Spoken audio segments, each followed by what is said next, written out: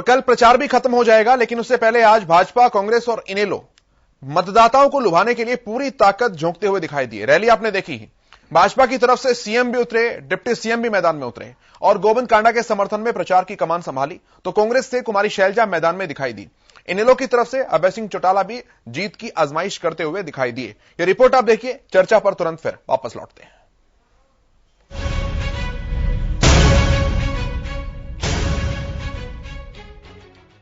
एलनाबाद उपचुनाव में प्रचार अपने आखिरी चरण में है। बुधवार को चुनाव प्रचार खत्म हो जाएगा, लेकिन उससे पहले मंगलवार को सभी सियासी पार्टियों ने अपने अपने उम्मीदवार को जिताने के लिए दम लगाया। बीजेपी उम्मीदवार गोविंद कांडा के समर्थन में प्रचार की कमान खुद सीएम ने संभाली। सीएम ने रंधावा गांव में चुनावी जनसभा को संबोधित किया। इस दौरान उन्होंने सरकार की उपलब्धियां गिनाई।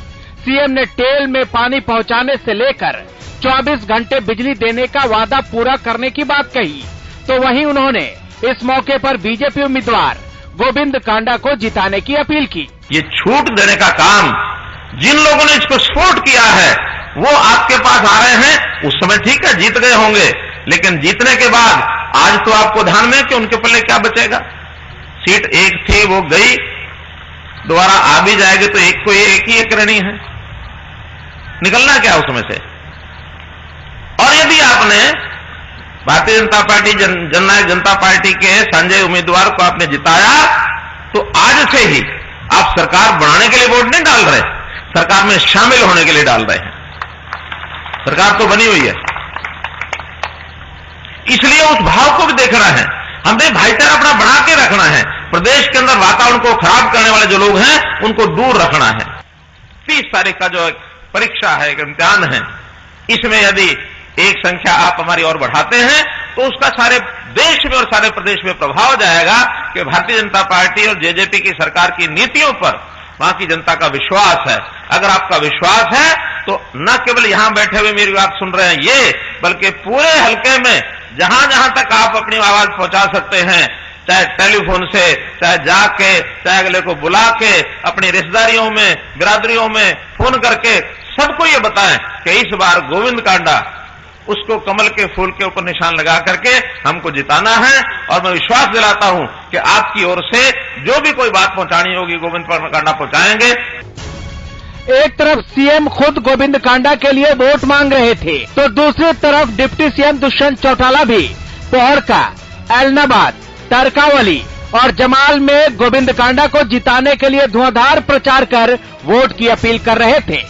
इस दौरान तरकावली में दुष्यंत चौटाला ने इनेलो उम्मीदवार और अपने चाचा अभय चौटाला पर खूब गरजे। उन्होंने कहा कि अभय ने जनता की कभी नहीं सुनी।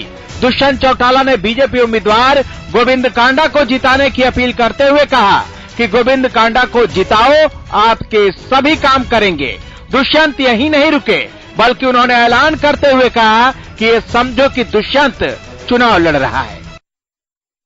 मैं तो आपसे एक चीज पूछना चाहूंगा कि ऐसा नुमाइंदा बनाकर भेजा जिसने कभी जनता की ना सुनी और केवल मात्र अपनी मर्जी से अपने लालच के लिए कदम उठाने का काम किया।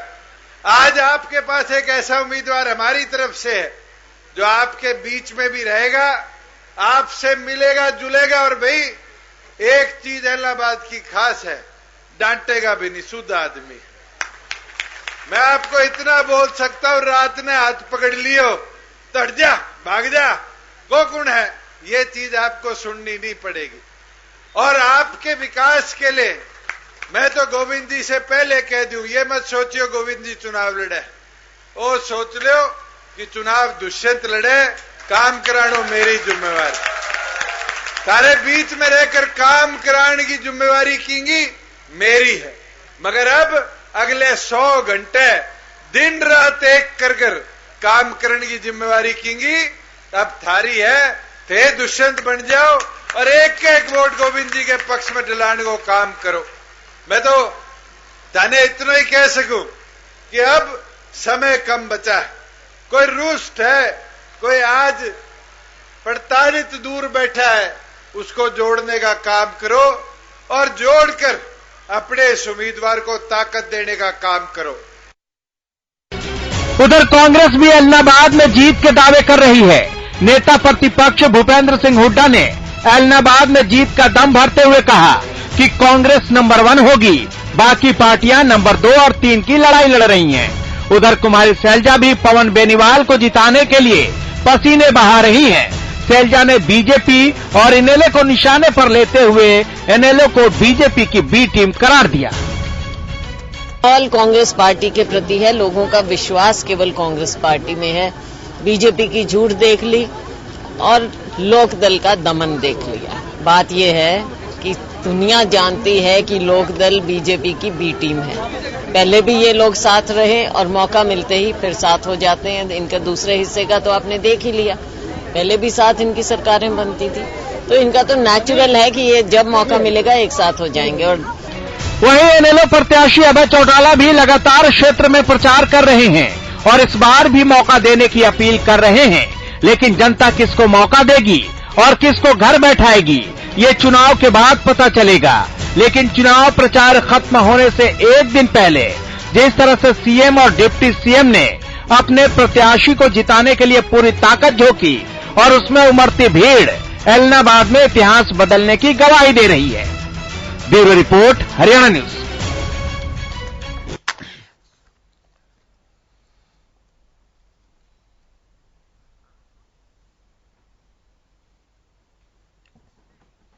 और सीधे चर्चा का रुख करते हैं। जो पैनल मेरे साथ है उनका परिचय मैं कराऊं आपसे।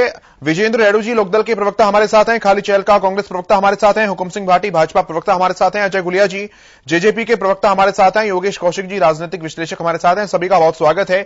विजेंद्र रेड्डू जी आपके पास आता हूं। अभी दुष्यंत चौटाला जी रैली कर रहे थे जमाल गांव में, उन्होंने कहा कि हमारी जीत का फासला आज की तारीख में 10 से 15 हजार का है, हम जीत रहे हैं। विजेंद्र रेड्डू जी। हाँ केशव जी, जो मैं सुन रहा था दुष्यंत चौटाला जी बहुत जोर लगा रखा था, उन्होंने बड़े जोर शोर से कह रहे थे कि वो जीते हुए हैं। लेकिन मैं आपको बताना चाहूंगा जिस प्रकार से हरियाणा प्रदेश की जनता महंगाई की झेल रही है और इस बिजाई के समय में खाद की मार एक और कष्ट इन्होंने इनको देने का काम किया है।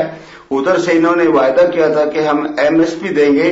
किस प्रकार से किसान का बाजरा मंडियों में इधर उधर जो है खराब हो रहा है, किसी भी प्रकार से किसान को, गरीब को, व्यापारी को जितना भी इनको देना चाहिए था कुछ भी नहीं दिया। इस वजह से मैं कहता हूं यहां से भारतीय जनता पार्टी बहुत अंतर से हारने जा रही है और इनेलो पार्टी कम से कम 35 से 40 हजार की जीत लेकर के विधानसभा में बाटी साहब जाने का काम करेंगे। बाटी साहब, आप जितनी वोट डिफरेंस से जीतने का दावा कर रहे हैं, रेड्डू साहब उतनी वोट डिफरेंस से आपको हराने का दावा कर रहे हैं, उससे डबल से। बल्कि देखिए रेड्डू साहब के पास कोई ठोस आधार नहीं है, आकलन तो मर्जी जो भी कर ले। लेकिन ये एलनाबाद की जनता समझ चुकी है कि जो नुमाइंदा उनको पहले धोखा देकर के चला गया, जिस नुमाइंदे ने उनकी अपेक्षाओं आकांक्षाओं को पूरा नहीं किया, क्या वो लोग आगे पूरा कर सकते हैं? यही स्थिति कांग्रेस की है। कांग्रेस ने हमेशा धोखा देने का काम किया। पिछली 10 साल की इनकी सरकारें रही, इलाके में कोई काम नहीं किया। इसलिए जनता का केवल और केवल भरोसा भारतीय जनता पार्टी और जेजेपी गठबंधन में है। इसीलिए भारतीय की बहुत पहले कहते थे गांवों में धसने नहीं देंगे, गांवों में बोर्ड नहीं डालने देंगे, क्योंकि ये ऐसा करते रहे हैं। अब ये सब चीजें नहीं है। आज जनता भारतीय जनता पार्टी जेपी गठबंधन के साथ है। इसीलिए हम दावा करते हैं कि हमारा नुमाइंदा गोविंद कांडा बहुत भारी बहुमत से जीतने वाले हैं। ये बिल्कुल जनता ने तय कर लिया है और अभी चुनाव बता देगा। ठीक है खालिद भाई, मैं आपके पास आता हूं। केशव जी, हार जीत तो एलनाबाद के लोग तय करेंगे और मैं समझता हूं कि बहुत उचित और सही फैसला वो लोग लेंगे। लेकिन मैं आपको जो आज की वहां राजनीति हो रही है उस पर जरा सा आपको 1-2 लाइन का एक शेर सुनाता हूं। वो कहते हैं ना, जिनके किरदार पर शर्म भी शर्मिंदा हो जाए वो लोग आए हैं वहां पे अपनी नसीहत करने। एक क्या कह रहा है कि वहां पे विकास नहीं हुआ और एक कह रहा है कि हम विकास करेंगे। अगर आप 3 साल का पीरियड छोड़ दें 3 साल का पीरियड छोड़ दें तो क्या ये सब लोग साथ नहीं थे जो विकास करने की बात करते हैं, जिन्होंने विकास नहीं किया जो ये बात कहते हैं?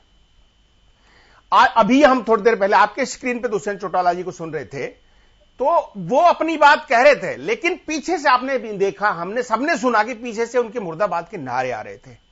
वो तो उसके आगे जिंदाबाद के भी आए। सुनिए, आए नारे अच्छी बात है, उनको जिंदाबाद, लेकिन उनको समझना चाहिए कि वो जिस डर की और जिस भय की बात करते हैं, 3 साल पहले उसी डर और उस भय का हिस्सा थे।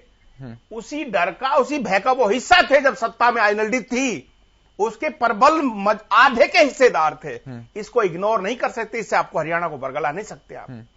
आज भी अगर वहां पे इतना लंबे समय बीतने के बाद भी अगर आज भी केशव जी वहां पे छोटे विकास के मुद्दों की बात होती है, तो ये जो सत्ता में जो लोग रहे और दर पीढ़ी जिन लोगों ने वहां पे नेतृत्व किया, उन लोगों को शर्म आ जानी चाहिए कि हम इतने लंबे दम सत्ता में, आज भी एलनाबाद में विकास की करने की या नहीं हुआ की बात हो रही है।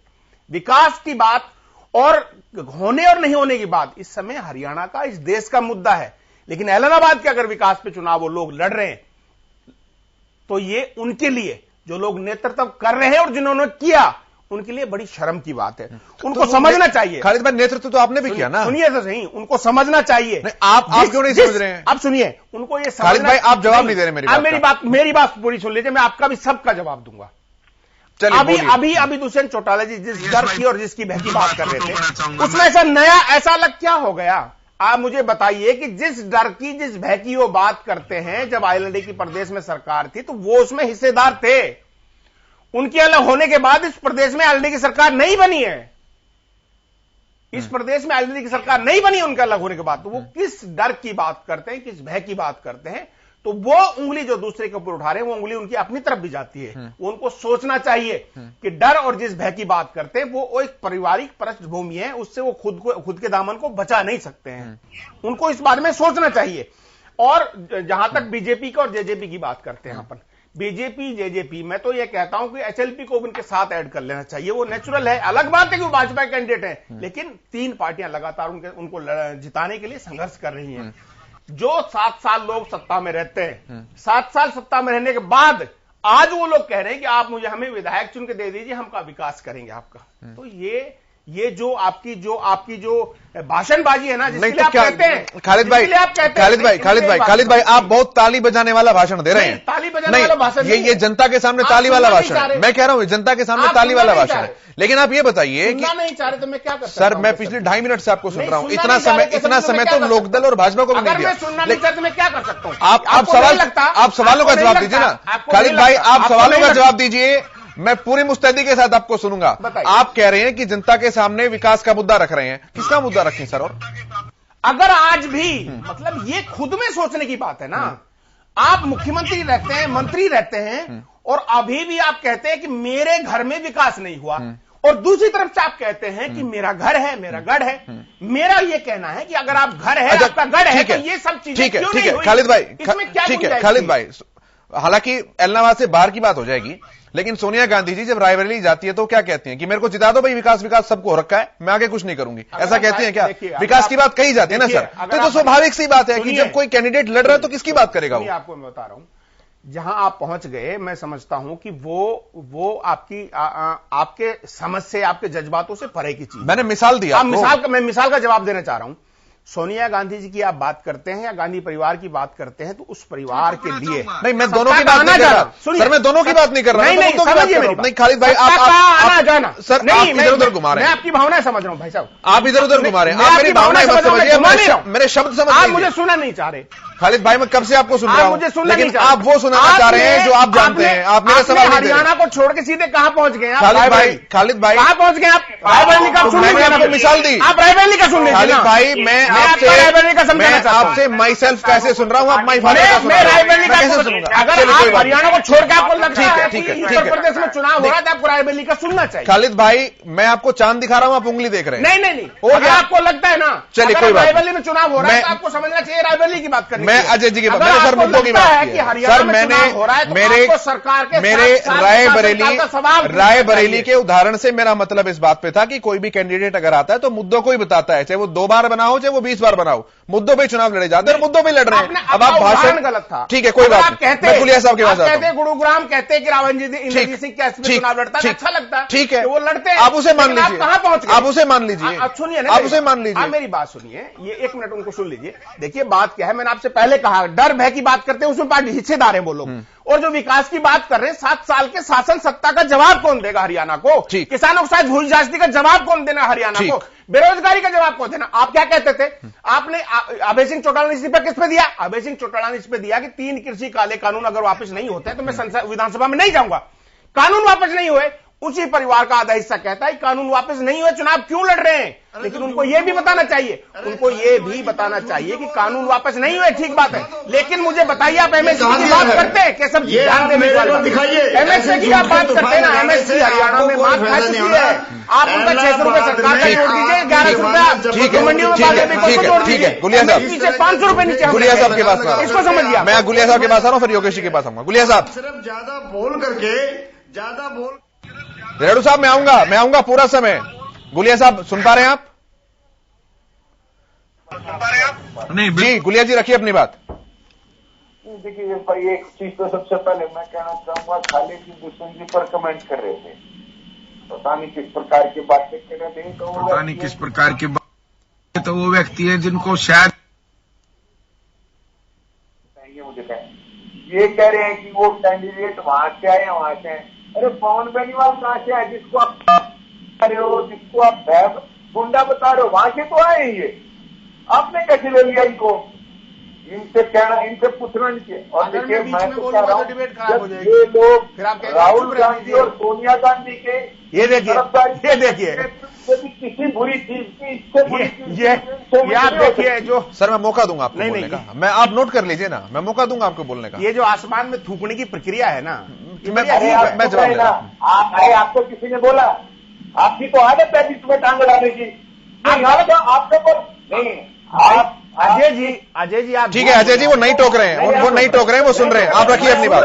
अजय भाई वो सुन रहे हैं, रखिए अपनी बात। बड़े शांति से आपका झूठ सुन रहा हूं, पुनः सुनाइए। मैं तो कहता हूं कि ऐसे व्यक्ति को डिबेट में लाना ही नहीं चाहिए जो हमेशा पर्सनल कमेंट किसी राजनेता पे करना चाहता है।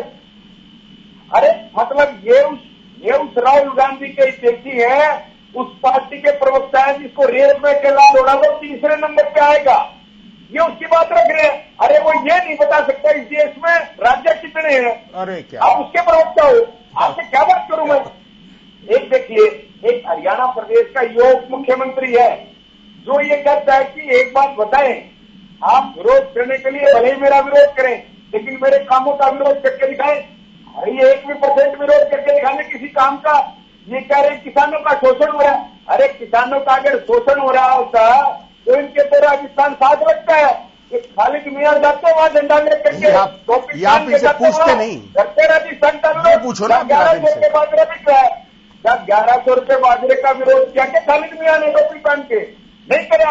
अरे ये लोग नहीं अजय भाई इस तरह की भाषा नहीं, थोड़ा सा आप भी नियंत्रित रखिए। योगेश जी मैं आपके पास आता हूं, सभी दावा कर रहे हैं, लेकिन हम शुरुआती दौर से ही बात कर रहे थे कि चुनाव कैसे उठेगा, प्रचार आते आते। खालिद भाई मैं आता हूं, मैं योगेश जी का कमेंट लूंगा सर, मैं सबकी बात लूंगा सर, मैं सबकी कमेंट लूंगा, मैं सबसे बात करूंगा। योगेश जी, जिस पॉलिटिकल डाइवर्जन की बात कही जाती थी, जिस वोट डिफरेंशिएशन की बात कही जाती थी, लगता था कि गैप इतना है कैसे कवर अप होगा। अब अगर आज की स्थिति में देखें तो दुष्यंत चौटाला का ये वाला दावा कि 10 से 15,000 हम आगे हैं, कहां तक हजम होने वाला लगता है? देखिए मैं तो एकदम अपना फाइनल कमेंट मैं नहीं करना चाह रहा, मैं ईमानदारी से बात करूंगा। मैं तो आपको कह रहा था कि बीजेपी चुनाव बहुत अच्छे तरीके से लड़ती है और धीरे धीरे अपने पत्ते खोलेंगे, और आज वो अपने लगभग फाइनल स्टेज पे आ गए हैं। और इस फाइनल स्टेज पे उन्होंने जो क्रिकेट की भाषा में लास्ट के ओवर्स होते हैं उनमें जो भी बैटिंग करते हैं वो कर रहे हैं वो लोग, ठीक है।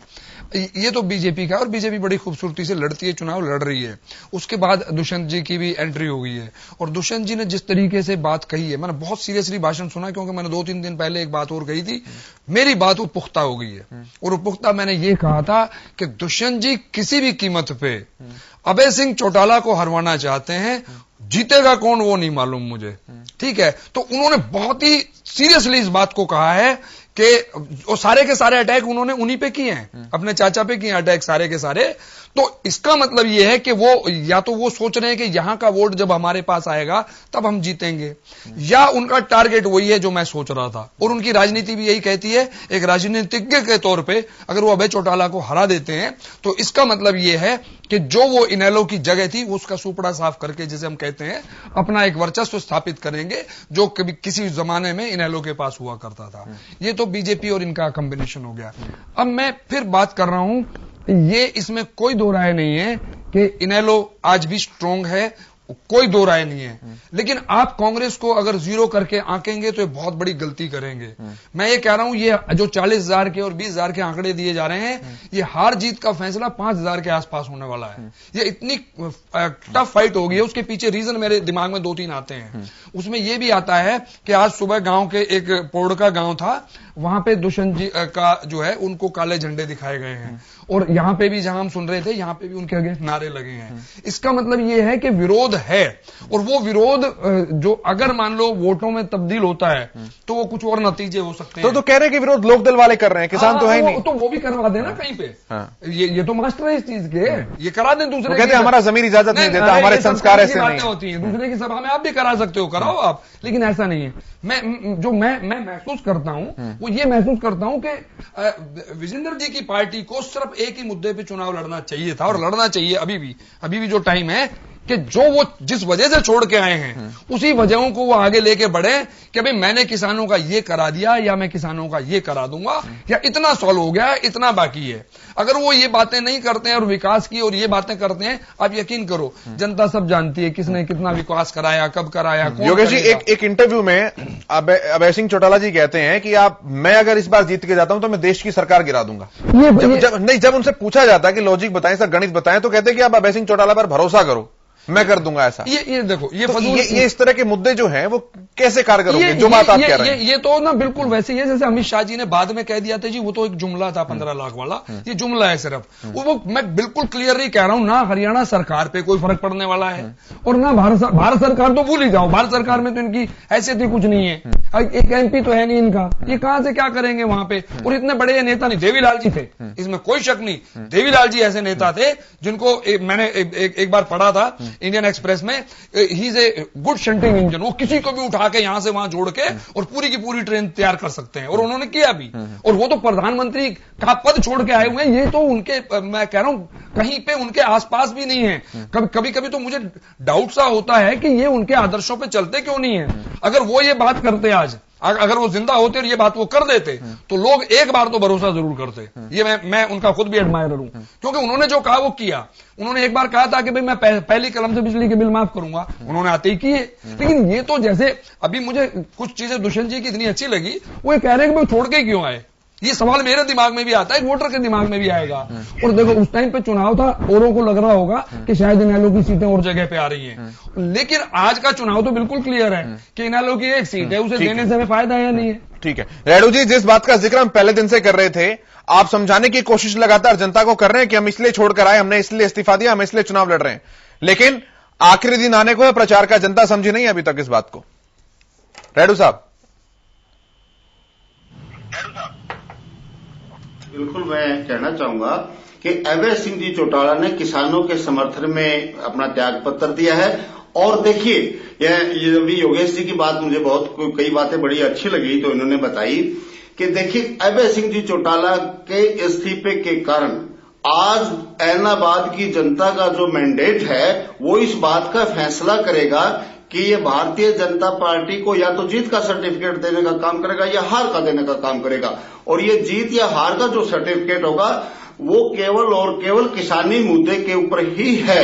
और योगेश जी ने ठीक कहा कि हम चुनाव किसानी मुद्दे पर ही लड़ रहे हैं, हम कृषि कानूनों के ऊपर ही इलेक्शन लड़ रहे हैं। अगर हम स्पष्ट रूप से जनता के बीच में ये भी कहते हैं, भाइयों अगर आपको ये तीनों कानून अच्छे लगते हैं तो आप अभय सिंह को हराओ, अगर आपको ये तीनों कानून अच्छे नहीं लगते हैं तो आप अभय सिंह को जिताओ और भारी बहुमत से जिताने का काम करो। रेणु साहब, ये बात अभय जी ने कहां कही है? रेणु साहब, अगर आप इस मुद्दे पर चुनाव लड़ते तो हो सकता है कि चुनाव की दिशा और दशा अलग होती, लेकिन ये तो मुद्दे रहे नहीं। मुद्दे तो कभी कब्जे धब्जे वाले आ रहे हैं, कभी भय और अभय वाले आ रहे हैं, कभी कुछ आ रहे हैं। नहीं केशव जी, ये तो सारे के सारे जुमले हैं और इन बातों को ऐलनाबाद अभय जी के बयान है सर, जुमले नहीं है, का कोई प्रभाव नहीं। अभय जी का बयान है, वाली बात बिल्कुल नहीं। अब मैं नहीं केशव जी, मैंने पिछली डिबेट में भी कहा था कि आप मुझे सुनाइए कि अभय सिंह ने ये कहा है कि भाई मेरे संग रह करके प्लाट कब्जे के, आप किसी के साथ लग करके अगर किसी के कोई गलत काम करते तो उसके लिए नेता जिम्मेवार नहीं होता है। ठीक है रेडू साहब, ठीक है, आप ही की बात। एक इंटरव्यू में अभय सिंह चौटाला जी से जब ये पूछा गया कि आप किस आधार पर कह रहे हैं, तो उन्होंने ये भी कहा, मैं खालिद भाई से भी जवाब लूंगा इस बात का, उन्होंने ये कहा कि आज जिस जगह पर ऑफिस बना हुआ है कांग्रेस प्रत्याशी का, वो प्लॉट भी कब्जे वाला है, आप उनसे जाकर कागज मांग लो, अगर आपको नहीं मिलेंगे तो मैं कागज दिखा दूंगा आपको। तो आप एडमिट तो करेंगे ना सर इस बात को? हाँ, तो किसने किया कब्जा? कब्जा किया किसने, लेकिन कागज किसके पास है सर? बात तो कागजों की है। नहीं, कागज तो जिसने कब्जा किया उसके पास है। वो कह रहे हैं कि मैं दिखा दूंगा कागज, वो उसके पास है जिसने पवन बेनीवाल के साथ है। नहीं दिखा देगा, वो दिखवा देगा और दिखवा देगा में भी फर्क होता है। केशव जी, उन्होंने एक और गांव का उदाहरण दिया अभय सिंह जी ने कि वहां कब्जा कर लिया था। जब गांव वाले इकट्ठे होकर के अभय सिंह जी के पास जाकर के उन्होंने कहा कि सर ऐसे ऐसे कब्जा कर रहा है, तो उन्होंने धमकाया उसको और साथ में ये भी कहा कि इस तरह की हरकत करोगे तो मेरे पास रहने की जरूरत नहीं है, भाग जाइए। हमेशा गलत काम का अभय सिंह ने कभी साथ नहीं दिया, सच्चाई का साथ देते हैं और वही सच्चाई आज अभय सिंह को हीरो बना करके लेकर के आएगी इलाहाबाद के हल्के में। और जहां तक केशव जी, एक बात और मैं कहता हूं, ये भाजपा वाले इस्तीफे की बात बार बार कह रहे हैं। एक मिनट में बताता हूं, भाजपा नहीं कर रही, सभी कर रहे हैं सर, कांग्रेस भी कर रही है। इलेक्शन में मैं सुनो डॉक्टर मंगल सेन और ताऊ देवीलाल जी ने इलेक्शन जीते थे महम और रोहतक से, और जब लोंगोवाल समझौता हुआ SYL के ऊपर तो स्वयं भाजपा के सीनियर लीडर हैं डॉक्टर मंगल सेन जी, उन्होंने इस्तीफा दिया था और 86 में फिर बाई इलेक्शन हुआ और वो हार करके आए, देवीलाल दोबारा से जीत करके आए। तो क्या उनको इस्तीफा देकर के? और दूसरी बात, भारतीय जनता पार्टी हमेशा इनेलो के साथ रही, शासन में साथ थी। अगर इस तरह के काम थे तो उस टाइम भारतीय जनता पार्टी ने आवाज नहीं उठाई, और अब भारतीय जनता पार्टी कहती है कि उसने कब्जे करवाए हैं। इसका मैं जवाब लेता हूं, इस बात का मैं जवाब लेता हूं। काम किया तो 7 साल से हरियाणा प्रदेश में भारतीय जनता पार्टी बैठी है, क्यों नहीं एक्शन लिया, क्यों नहीं कोई कार्रवाई कर भाटी साहब किया? भाटी साहब कार्रवाई कर दीजिए, फिर किस बात की सत्ता में है? भाटी साहब कार्रवाई नहीं कर सकते, क्यों सत्ता में बैठे? मैं जवाब लेता हूं भाटी साहब, उनका ये सवाल है कि आप अगर साथ हैं तो सब जायज और आप अगर अलग हो गए तो सब नाजायज। देखिए, अभी सबसे पहले तो मैं कांग्रेस के साथी को सुन रहा था, इतने बौखलाए हुए हैं, इतने बौखलाए। कौन बौखलाता है? वो बौखलाता है जो लड़ाई के मैदान से बाहर हो गया है, जिसको बाहर होने का अंदेशा हो गया है, लंबी चौड़ी बातें करते हैं। भाई, आपने 10 साल के शासन में ऐलनाबाद के लिए क्या किया, जरा गिनवा तो दीजिए।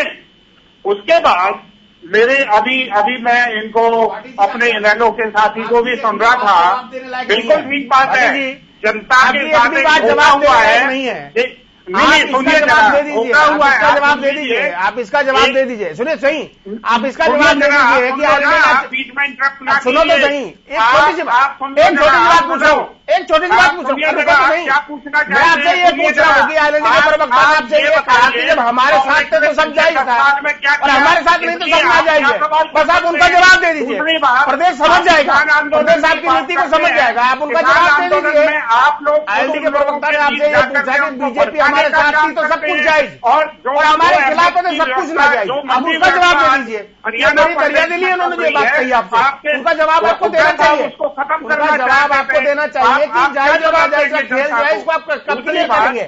मैं समझा लीजिए प्रदेश के लोगों को, पूछता हूँ, समझा लीजिए ना प्रदेश के लोगों को। जो कि आप सुन लो जरा, इनको चुप कराइए। अरे चुप की बात नहीं है, आपने एक सवाल पूछा है बहुत सीधा सा भाई, आप सीधा सा सवाल पूछा, उसका जवाब दीजिए।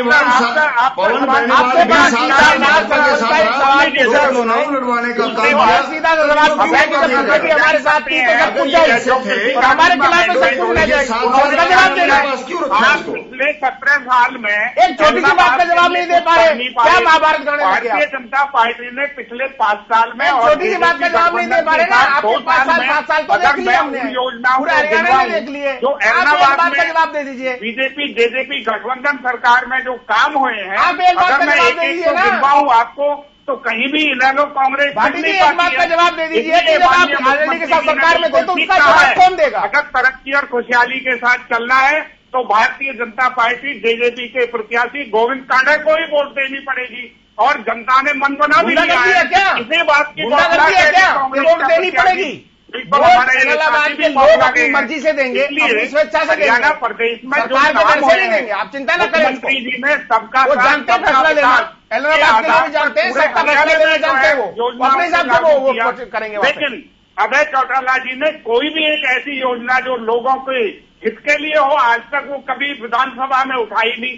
केवल इधर उधर की बातें करते रहे, वॉकआउट करते रहे, इससे ज्यादा अभय चौटाला जी ने कुछ नहीं किया। आप रुकिए जरा सा, सुन लीजिए। आज जनता भाटी साहब इन सारी बातों का जवाब ना। देगी और इसी बात अगर सिंह ने उठाई तो आप लागू कर देते हैं। आपने क्या एक्शन लिया? आपने क्यों नहीं करवाई? आपने ये इंतजार क्यों किया कि अभय सिंह मांगेगा तो तभी देंगे? क्या हरियाणा प्रदेश की जनता में अहमदाबाद शामिल नहीं है? जरा क्या आप सबका सबका बरगलाने से नहीं चलेगा। एमएसपी आज भी हरियाणा में है और सरकार हरियाणा नहीं पूरे देश में सरकार लागू करना चाहती है। हरियाणा में तो एमएसपी सबसे ज्यादा आज भी मिल रही है। मैं कांग्रेस के साथी से पूछता हूँ राजस्थान में क्यों नहीं है? मैं इनसे पूछता हूँ कि जहाँ कांग्रेस रूलिंग स्टेट है वहाँ क्यों नहीं है? अमेरिका की बात करें, आप केवल और केवल बरगलाना चाहते हैं। हम अमेरिका की बात करें तो कैसे रहेगा? केवल अगर हम हरियाणा की इलाहाबाद की बात ना करें और अमेरिका की करें तो कैसे रहेगा? आप बताइए, इसको जवाब देंगे, उसका जवाब दे देंगे आप? अमेरिका के किसानों के साथ क्या हो रहा है ये बात करें क्या? हाँ, जवाब आपको देना है इलाहाबाद के लोगों को, जवाब आपको देना है हरियाणा के अरे लोगों आप को। भाई हुड्डा साहब या गिरगी आप बातें करते हैं ना जो कर रहे थे, इससे बात मंडी नहीं को चलेगी। खत्म कर रहे थे, दर्द हो रहा होता है सर में, दर्द हो रहा होता है सर में, आप पट्टी बांध रहे होते हैं। ठीक है सर, ठीक है सर, ठीक है सर, मुझे बोलना ठीक है, है, ठीक है, ठीक है, ठीक है। मुझे इनको जवाब खालिद भाई जब से तो बोल रहे हैं आप, क्या बात कर रहे हैं? से ज्यादा कोई काम नहीं है लोग। ठीक है सर, ठीक है सर, ठीक है सर, एक मिनट, ठीक है, मुझे बोलिए। सुन लीजिए। अभी हम जेजेपी के प्रवक्ता को सुन रहे थे, आप उससे पहले मैं आपको बहन कुमारी सैलजा जी के बयान का आपको फिर से रिपीट कराना चाहता हूं। उन्होंने कहा कि कांग्रेस के अलावा जो लोग भी चुनाव लड़ रहे हैं वो उन्हीं की एबीसी टीम है। वो बात इससे साबित होती है कि अभी हम गुलिया जी को सुन रहे थे, गुलिया जी की भाषा देखी आपने कि टोपी पहन के वहां क्यों नहीं गए, ये करके क्यों नहीं गए, तो आप समझ लीजिए गुलिया जी, हालांकि आपकी इस वाहियात बात का जवाब देना कोई जरूरी नहीं समझता मैं। टोपी की बात करते हैं, मियां सब की बात करते हैं, वो मेरी शान है, उसके लेकर आप मत सोचिए। ये आप में संगत का असर है ना, ये केशव जी जो संगत का असर है बीजेपी का संगत का असर है कि आप नफरत फैलाइए, महंगाई को महंगाई को दबा दीजिए, आप नफरत फैलाइए, महंगाई को दबा दीजिए, आप नफरत फैलाइए, एमएसपी के बारे में सवाल नहीं पूछा जाएगा, आप नफरत फैलाइए, आपसे डीजल पेट्रोल की कीमतों को कोई जवाब नहीं करेगा, आप नफरत फैलाइए, आपसे ये को नहीं पूछेगा कि देश में बेरोजगारी क्यों बढ़ गई है, प्रदेश में बेरोजगारी क्यों बढ़ गई है, ये को नहीं पूछेगा। बड़ा स्ट्रीट मुद्दा उन्होंने पकड़ रहा है कि आप जाति की बात करिए, धर्म की बात करिए। आपने उनका कमेंट्स आपने सुना, आपने और मैं समझता हूं हरियाणा के लोगों ने सुना होगा, तो ये उसी नफरत का हिस्सा है जो बीजेपी की संगत में रहकर देख रहे हैं, सीख रहे हैं। ये हरियाणा के लोगों को समझना होगा कि आईएनडी को वोट देना, बीजेपी को वोट देना, जेजेपी को वोट देना या एचएलपी को वोट देना एक ही खाते में वोट जाता है। और उनके अलावा अगर उनको लगता है कि इस प्रदेश में विकास के लिए वोट देना, इस प्रदेश के अंदर खुशहाली के लिए वोट देना, तो वो वोट कांग्रेस को जाएगा। मैं आता हूं, आप समझ लीजिए। मैं आता हूं, मैं गुलिया जी के पास आ रहा हूं। अजय जी देखिए, मैं एक चीज कहता हूं कि ये काम में कमी निकाल करके दिखाए हरियाणा प्रदेश के मुख्यमंत्री के किसी काम में विरोध बीजेपी के साथ है, इसलिए विरोध करे।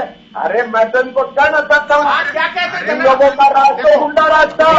खालिद भाई अब एक नहीं, अब ये इंटरप्शन हो रहा है सर। अगर एमएसपी नहीं रहेगा, आप कहते थे अभी दुष्यंत चौटाला कहते कौन कह रहा है एमएसपी नहीं रहा सर? आपके कहने से क्या होता है सर? नहीं, ठीक है, तो मैं इस बात का जवाब लेता हूँ, मैं इस बात का जवाब ले लेता हूँ सर, मैं इस बात का जवाब ले लेता हूँ, मैं इस बात का जवाब लेता हूँ उनसे।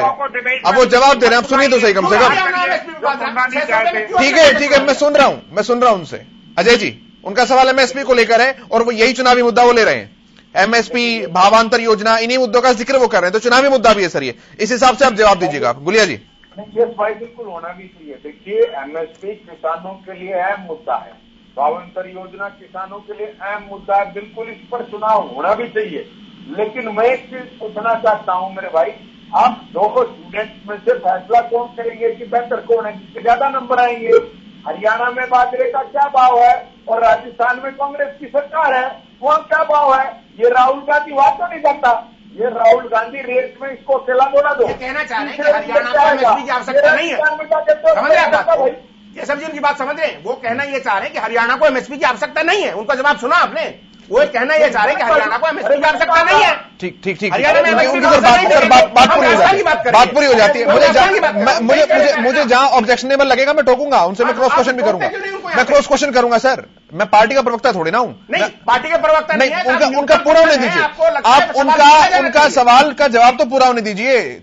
हो गया उनका कहां पूरा हो गया? आप बीच में इंटरप्ट कर रहे हैं। नहीं खालिद भाई, प्लीज, तो राजस्थान देश का हिस्सा है सर। आप एलनाबाद के, अरे सर आप एलनाबाद के चुनाव में पूरे हरियाणा की बात कर रहे हैं।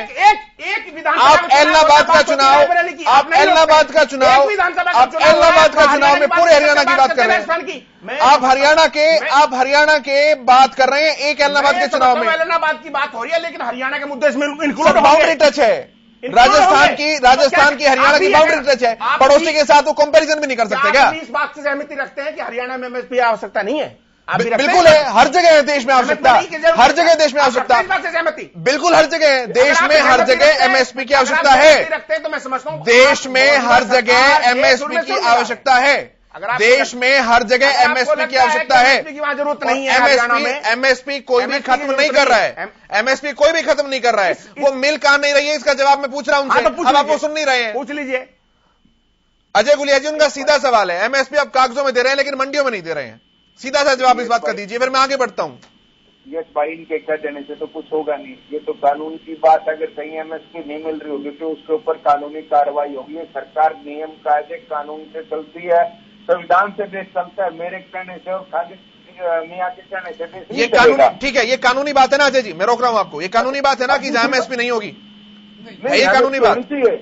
एमएसपी है, एमएसपी थी, एमएसपी रहेगी। वो तो ठीक है। आप अभी कह रहे हैं कानूनी बात है कि जो एमएसपी नहीं देगा उस पर कार्रवाई होगी। नहीं कर ही नहीं सकते, ये गलत बयानी है। मैं कह रहा हूं बस सर, रिटर्न अरे नहीं, एमएसपी कानूनी नहीं है। एमएसपी कानून है कहां पे? एमएसपी कानून ही नहीं है। गुलिया जी, यही तो रोला है सारा। एमएसपी कानून नहीं है। पूरे कृषि कानून का लफड़ा यही है। मियां कहने से बात नहीं पड़ेगी। ना मजबूत है एमएसपी तो कानून ही नहीं है। आ रहा हूं गुलिया साहब। गुलिया साहब समझदार आदमी, आपको पता नहीं है अभी एमएसपी का कानून आपकी सरकार ने और आपके सहयोगी सरकार ने दिया नहीं है। अरे इसके कहने से देश थोड़ी चलेगा, हरियाणा प्रदेश थोड़ी चलेगा। अब मैं कह रहा हूं, जब हरियाणा सरकार ने तय कर दिया कि हरियाणा के अंदर इस भाव में चीजें बिकेंगी, सबसे ज्यादा रिकॉर्ड फसलें हरियाणा प्रदेश की सरकार खरीद रही है एमएसपी पे। अब मैं कह रहा हूं कि 1100 ज्यादा होता है कि 2200 ज्यादा होता है, ये तो तय हरियाणा प्रदेश के लोगों को करना है कि जहां कांग्रेस की सरकार है वहां तो 1100 रुपये मिल रहा है, और जहां जननायक जनता पार्टी दुष्यंत चौटाला की सरकार है उसके हाथ में कलम है वहां 2200 रुपये मिल रहा है। तो कौन अदा कर देगा? ये तो हरियाणा प्रदेश के लोग समझ सकते हैं कि 1100 ज्यादा होता है कि 2200 ज्यादा होता है। अगर ये विरोध करने वाले लोग होते तो वादा करके करते। मैं तो ऑन रिकॉर्ड पे आपके टीवी चैनल पे एक बात कह रहा हूँ कि हरियाणा प्रदेश पहला प्रदेश है जहाँ सबसे ज्यादा फसलें एमएसपी पे खरीदी जा रही है। ये ऑन रिकॉर्ड की बात है, ये ऑन रिकॉर्ड की बात है। इनके कह देने से और मेरे कह देने से तो फर्क नहीं पड़ेगा। अब ये अगर विरोध करना है इनको, उस राहुल गांधी को विरोध करना है तो जाकर के उन प्रदेशों में करे जहां फसलें एमएसपी पे नहीं खरीदी जा रही, या जहां कम फसलें एमएसपी पे खरीदी जा रही है, या जहां पर के आधा भाव हरियाणा प्रदेश के मुकाबले में दिया जा रहा है, वहां जाकर के विरोध करे ना। ये दुष्यंत चौटाला का विरोध इसलिए कर रहे हैं कि मैं कहता हूं उनको ओपन करे देता हूं। जो भी कोई भी नीति दुष्यंत चौटाला जी ने बनाई, ये उस नीति का, उस रूल का या उस फैसले का विरोध करके दिखाए। ये तो मामले ठीक है खालिद भाई, मैं आपसे सवाल ले रहा हूं। एक बात पूछनी है, मैं आपका सवाल नहीं, पहले मैं उनका जवाब दूंगा। पहले तो आप ये समझ लीजिए कि जिस आप कानून की बात करते हैं कि जो दुष्यंत जी ने एमएसपी की बात करी, तो आप ये समझ लीजिए इस प्रदेश के अंदर दारू का व्यापार हुआ, गलत तरीके से दारू बांटी गई। क्या वो नीति भी दुष्यंत जी ने बनाई थी? आप ये समझने की जरूरत है। मैं आपको बता देता हूं, दुष्यंत चौटाला की सरकार नहीं है, सरकार है बीजेपी की, और दुष्यंत चौटाला जी सरकारी मेहमान है हरियाणा के वित्तों के, हरियाणा की वोट लेकर। वो सरकार नहीं है, वो बीजेपी की सरकार में मेहमान हो गए सरकारी, और वो बेच रहे हैं हरियाणा को। आप उनको समझना चाहिए कि एक बात मुझे आप बता दीजिए, एक बात मुझे आप बता दीजिए। नहीं सुनिए मेरी बात। वो कहते हैं कि एमएसपी की बात उन्होंने की ना, एमएसपी सरकार ने, भाटी साहब मैं आऊंगा, गुलिया साहब मैं आऊंगा, गुलिया साहब मैं आऊंगा, सिर्फ एक बात बोल, आप रोके तो सही उनको। ठीक है सुन रहे हैं। वो ये कहते हैं कि एमएसपी का कानून है, उसके खिलाफ कार्रवाई होगी। उन्होंने भी कहा ना, पहले तो उनको ये समझना चाहिए कि एमएसपी का कानून अभी सरकार ने दिया ना है। दूसरी जो बात करते हैं खालिद भाई, आपकी बात सुन ली, मेरा सवाल सुनिए। खालिद भाई मेरा सवाल सुनिए। खालिद जी मेरा सवाल सुनिए। ठीक है खालिद जी मेरा जवाब सर, मेरा ठीक है आपका जवाब होगा। अब मेरे सवाल सुनिए। ठीक है भाटी साहब मैं आ रहा हूं। खालिद भाई पहले मुझे आप इतना हक दीजिए, मैं आप इससे पहले इजाजत दूंगा, फिर मैं सवाल करूंगा। मैं राजस्थान का सवाल पूछ लूं या नहीं पूछूं? नहीं, आपको लगता है कि राजस्थान में चुनाव हो रहा है तो पूछ लेना चाहिए। नहीं, फिर भी आपको पूछना तो पूछ लेना चाहिए। आप ये मानते हैं कि आपको लगता है, अगर आपको लगता है नहीं, मेरी बात खत्म, आपको लगता है कि भाजपा, जेजेपी और एचएलपी के सहयोग में आपको सपोर्ट करना, तो आप कुछ भी पूरे हिंदुस्तान का मुझसे कुछ सवाल पूछ लीजिए। ठीक है, आपको दिल कर, मैं सपोर्ट नहीं कर रहा, लेकिन उसके बाद पूछ लीजिए। पूछ लूं? हाँ पूछ लीजिए। ठीक है। ये अगस्त 2021 इसी साल की रिपोर्ट है। राजस्थान में मिलेट्स की फसल यानी कि बाजरे के ऊपर 1 भी रुपया जो है वो किसान को एमएसपी के रूप में नहीं मिलता है। 900 से और 1000 रुपए प्रति क्विंटल का नुकसान किसान सहता है। आप इस पर जवाब देने की स्थिति में हैं तो ठीक है, वरना मैं आगे बढ़ जाऊंगा, मुझे कोई दिक्कत नहीं है। दूंगा भाई साहब, आप ऐसे क्यों कह रहे हैं?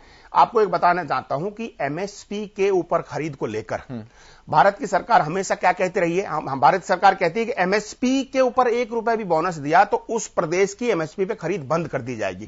खासकर इस प्रदेश के अंदर भाजपा शासित सरकारें, इस देश के अंदर भाजपा शासित सरकारें चल रही है, केंद्र में भाजपा की सरकार। आप सुन लीजिए मेरी बात को, ये आप कैसे, जो क्यों नहीं समझते कि जो सरकार केंद्र में बैठकर इस देश के किसानों के खिलाफ फैसले कर रही है, वो किसी प्रदेश को भी दबा सकती है। इस बात को क्यों डिनाई करते हैं आप? इस बात को क्यों डिनाई करते हैं कि जो एमएसपी की बात हम हरियाणा में करते हैं, एमएसपी की बात कागजों में अच्छी लगती है, ऑन एयर अच्छी लगती है, लेकिन आप सच्चाई पे जा नहीं रहे हैं। मंडी में आप बाजरा जाएंगे 900 में 1000 मिलेगा, मैं समझ गया, 600 रुपए सरकार दे, यानी कि मैं समझ गया, एमएसपी 1000 रुपए। मैं आपकी बात में अपनी बात मिलाता हूं। ठीक है खालिद भाई, मैं आपकी बात में अपनी बात मिला रहा हूं। मेरा सवाल फिर से आपके सामने। ठीक है, मैं भाटी साहब आ रहा हूं, भाटी साहब मैं आ रहा हूं। खालिद भाई मेरा सवाल फिर से वही है। आपकी सरकार राजस्थान में एमएसपी 1 भी रुपया नहीं दे रही है बाजरे के ऊपर सिर्फ। हरियाणा में कुछ तो मिल रहा है सर। कुछ क्या मिल रहा है? एहसान कर रहे तो घोषणाएं क्यों कर रहे? नहीं कर रहे एहसान। आप राजस्थान का जवाब दीजिए। घोषणाएं क्यों होती हैं? घोषणाएं क्यों होती हैं? हम खालिद भाई दावे क्यों होते हैं? मैं क्वेश्चन स्किप कर क्यों होते हैं? मैं बस सीधा क्वेश्चन स्किप कर दूं। तो सरकार ये कहे, खालिद भाई मेरे पास स्लिप का ऑप्शन है, आप बोल दीजिए, मैं सवाल नहीं पूछूंगा। सरकार ये कहे कि हम हरियाणा में एमएसपी पे खरीदने में हम नहीं है इसके लायक, हम नहीं खरीद सकते। खालिद भाई हरियाणा में खरीदा जाएगा। ठीक है खालिद भाई, खालिद भाई ठीक है, कागजों में ठीक है, खालिद भाई कागजों में ठीक है, खालिद भाई आपने बोल दिया। ठीक है खालिद भाई, ठीक है खालिद भाई, ठीक है खालिद भाई।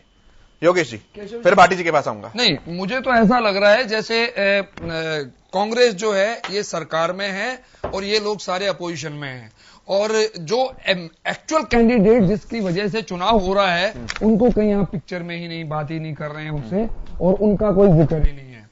तो मैं तो इस बात पे हैरान हूं कि अगर राजस्थान में नहीं हो रहा है तो राजस्थान में बीजेपी क्या संघर्ष कर रही है उनको दिलाने के लिए, ये सवाल होना चाहिए आपका।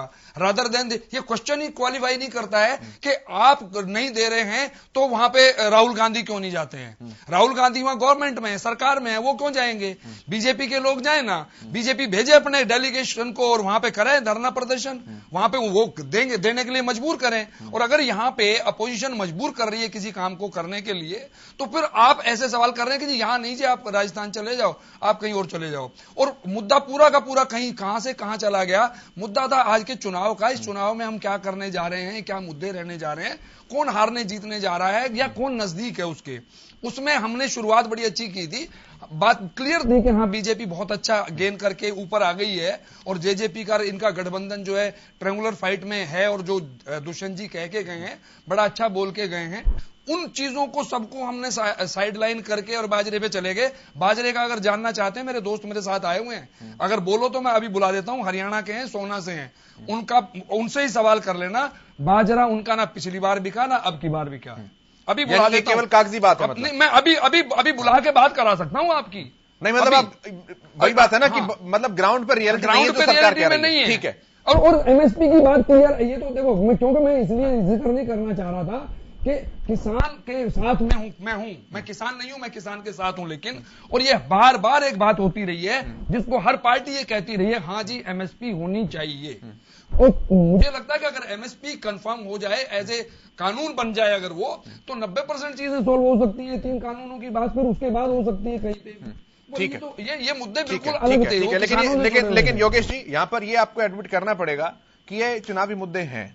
हाँ है ना, ये चुनावी मुद्दे यही है, उस जगह पे तो यही मुद्दे हैं, यही होने चाहिए। और अभय सिंह जी ने जो रिजाइन किया वो इसी मुद्दे पर दिया था। मैंने कहा था कि हाँ ये बड़ा अच्छा स्टेप है, लेकिन अब वो मुद्दा कहां पे, अगर लेकिन योगेश जी, जो कांग्रेस जिस तरीके से पेट्रोलियम, बेरोजगारी मुद्दे जायज है सर, अगर राज्य का चुनाव हो तो उठाने चाहिए, कि 1% की भी बुराई नहीं है, लेकिन आपको लगता है कि ये राज्य स्तरीय मुद्दे या इवन जो नेशनल इश्यूज हैं वो यहां काम कर रहे हैं? नहीं, नेशनल इशू काम नहीं करते। देखो चुनाव एक अलग प्रक्रिया है, उसमें एक मुद्दा नहीं, कौन सी जगह पे क्या काम करेगा वो उसी वक्त डिसाइड होता है, ठीक है। और उसमें आप कितना मेहनत करते हो, पैसे भी बंटते हैं। अभी तो देखना शराब बटेगी, अभी 2-3 दिन जो कह रहे हैं 100 घंटे मेहनत करनी है, वो यही चीजें चलेंगी। मैं ईमानदारी से कहता हूं, और मैं अगर ये मेरी मान जाएंगे तो आप चेक कर लेना, ये पकड़वाएंगे, वहां पे पकड़ी जाएंगी शराब। ठीक है, भाटी साहब के पास में आता हूं। सब कुछ होता है, भाटी साहब जवाब। कोई ईमानदारों का खेल थोड़ा है वो। भाटी साहब जवाब। समय की कमी है सर, थोड़ा सा समय सीमा को ध्यान में रखते हुए। इस बात में, हाँ बिल्कुल, बहुत मैं लिमिटेड बात करूंगा। इस बात में कहीं संशय नहीं है कि भारतीय जनता पार्टी जेजेपी का नुमाइंदा आज नंबर 1 पर है। बिल्कुल, जो लोग अभी कह रहे पीछे से मुर्दाबाद जिंदाबाद के नारे आ रहे, ये लोग एक स्पॉन्सर्ड कार्यक्रम ये लोग चलाते हैं, झूठ बोलने का काम करते हैं। उसकी शुरुआत ये करते हैं इन्होंने की कि लोग गांवों में नहीं बसने देंगे। आज जितनी बेहतरीन रैलियां जेजेपी बीजेपी गठबंधन की हो रही है, उससे बढ़िया रैली और किसी एक भी पार्टी की नहीं हुई है। दूसरी बात, इसमें कहीं तो राय नहीं है, और योगेश जी ने भी ये बात मानी है, और मैं कहता हूं दिल तो इनका भी मानता है, दोनों जो इनर लोअर कांग्रेस के लोगों का। दूसरी बात, आज आपने जो कांग्रेस के जो कार्यकर्ता जिन खालिद जी को बुलाया है, इतनी बेशर्मी वाली बातें आज ये करते हैं। दुष्यंत चौटाला जी जो सरकार में डिप्टी सीएम है, कहते हैं वो गेस्ट है, और बड़ी बेशर्मी की ये बात करते हैं। दूसरी बात, ये एमएसपी की बात करते हैं। आज हरियाणा प्रदेश है जो एमएसपी भी दे रहा है, मंडी व्यवस्था भी दे रहा है, सरकार अपना काम कर रही है। ये बाजरे की बातें करते हैं। जिन लोगों ने पोर्टल पर बाजरा चढ़वाया है, एक एक दाना एमएसपी रेट के हिसाब से उसका लिया जा रहा है, पोर्टल पर चढ़वाया नहीं है, उसको उदाहरण बनाते हैं। ना समझ और लोग, दूसरी बात, इस तरह के गैर जिम्मेदारी और सुनिए, पर्सनल करेंगे, पर्सनल की बात करेंगे, कांग्रेस की बात करेंगे, उसी समय ये बात तेज हो जाते हैं। आज इनको ग्राउंड से बाहर कर दिया है, इसलिए ये क्या मजाक है? इस तरह की आप बात कहे जा रहे हैं कि एक दाना एमएसपी में खरीदेंगे, आपने एक दाना भी नहीं खरीदेंगे। ठीक है, ठीक है, ठीक है, ये कहने में शर्म ठीक है सर, मैं रेणु साहब के पास आ रहा हूं। सर समय की कमी है, रेणु साहब के पास में आ रहा हूं। रेणु साहब चुनावी मुद्दे आपके इर्द गिर्द हैं। रेणु साहब चुनावी मुद्दे आपके इर्द गिर्द हैं। सभी राजनीतिक दलों के हर बयान तीर के ऊपर अगर निशानेबाज का नाम लिखा है तो वो अभय सिंह चौटाला का नाम लिखा है कि उन्हीं को जाकर निशाना लगना है। रेणु साहब, चुनाव आपके इर्द गिर्द है। सबसे ऊपर बिल्कुल। हाँ केशव जी, ठीक है, ठीक है, ठीक है, ठीक है, ठीक है भाटी साहब, इस प्रकार से ये ठीक है भाटी साहब, ठीक है भाटी साहब, मेरे पास समय की कमी है सर, प्लीज। हाँ, ये डिबेट वाला माहौल ही नहीं बन रहा। केशव जी, ये ऐलनाबाद का जो चुनाव है वो 100% अभय सिंह जी जीते हुए हैं। ये जो दोनों भाई खाम खाई की बहस करके इस टाइम को बर्बाद करके ये चाहते हैं कि लोगों के पास तथ्य ना पहुंचे। देखिए, भारतीय जनता पार्टी के पास और गठबंधन सरकार के पास अपना कैंडिडेट ही नहीं है। इन्होंने उधार का कैंडिडेट लिया है, चुनाव के बाद वो हलोपा में रहेगा या गठबंधन में रहेगा कोई तसल्ली नहीं है, इसलिए उसको किसी भी प्रकार से वोट मिलने वाले नहीं है। वो दुष्यंत चौटाला ने जनता के सामने रखी आज आपकी, आपके जो तथ्य थे, आपकी जो सच्चाई थी रेणु साहब, वो दुष्यंत ने रखी ना। वो तो अभी तो 3 साल से दूसरी सरकार में है, वो तो लगातार आपके सरकार में, आपके परिवार में, आपके उसमें एक माहौल में रह के आए हैं ना। उन्होंने बताई आपकी सच्चाई क्या है, उन्होंने बताई, उससे आप इनकार करते हैं क्या? देखिए ऐसा है, आप इनकार करते हैं क्या जो उन्होंने कहा? बिल्कुल इनकार करता हूं। दुष्यंत चौटाला जी ने जो बात रखे, हाँ अब सुन लो ना, आप सुन लो ना। दुष्यंत चौटाला जी का मैंने भी बयान सुना है, उन्होंने भी कहा कि आपको डर नहीं लगेगा, पूछना नहीं पड़ेगा, मूड कैसा है वैसा है, इस तरह की उन्होंने बातें कही है। ये सारी की सारी उनकी बौखलाहट है। आज अभय सिंह चौटाला एलनाबाद का सर्वप्रिय नेता है, सर्वप्रिय कैंडिडेट है और सभी उसको चाहते हैं। इस प्रकार के इल्जामात लगा करके अगर वो एलनाबाद की जनता को बदलने का असफल प्रयास करते हैं तो वो कभी सफल नहीं होंगे। और दूसरा नहीं, केशव जी 1 मिनट नहीं, आप मेरे को कम टाइम ना, केवल 5 सेकंड नहीं दे रहे, आप कम टाइम दे रहे हो केशव जी प्लीज। नहीं हाँ, जिस प्रकार से इन्होंने कहा कि एमएसपी, ये बड़े शर्म की बात है कि कहीं भी एमएसपी नहीं मिल रही है और फिर भी सरकार दावा करते है कि एमएसपी दे रहे हैं। बाजरा जो है गलियों में रुलता फिर रहा है, भावांतर के बाद भी बाजरे की कीमत की भरपाई नहीं हो रही है और फिर भी कहते हैं मैं एमएसपी दे रहे। महंगाई से दुनिया त्राही माम कर रही है। ठीक है, जो 2014 में 100 रुपए की चीज, ठीक है sir. Ajay ji final comment एक बार जल्दी से, अजय जी फाइनल कमेंट जल्दी से मिलेगी, कहां से वोट मिलेगी? Ajay ji final comment. ठीक है रेणु साहब, अजय जी फाइनल कमेंट जल्दी से 10 सेकंड। मैं केशव जी एक बात कहना चाहता हूँ कि एक छात्र के 80% नंबर आते हैं, के 60 आते हैं, के 40 आते हैं, तो ये कौन तय करेगा कि फर्स्ट आया? तो निश्चित है कि 80% वाला फर्स्ट आएगा। ये लोग चाहते हैं कि 40 वाला राहुल गांधी फर्स्ट आ जाए, वो हो नहीं सकता। ठीक है गुलिया साहब, ठीक है गुलिया साहब, ठीक है सर। मेरे पास आज समय की कमी है। आप सभी मेहमानों का इस चर्चा में शामिल होने के लिए बहुत धन्यवाद। योगेश जी, हुकम सिंह जी, खालिद जी, विजेंद्र जी, अजय गुलिया जी, बहुत धन्यवाद। इस कार्यक्रम में इतना ही, लेकिन खबरों का सफर लगातार जारी है।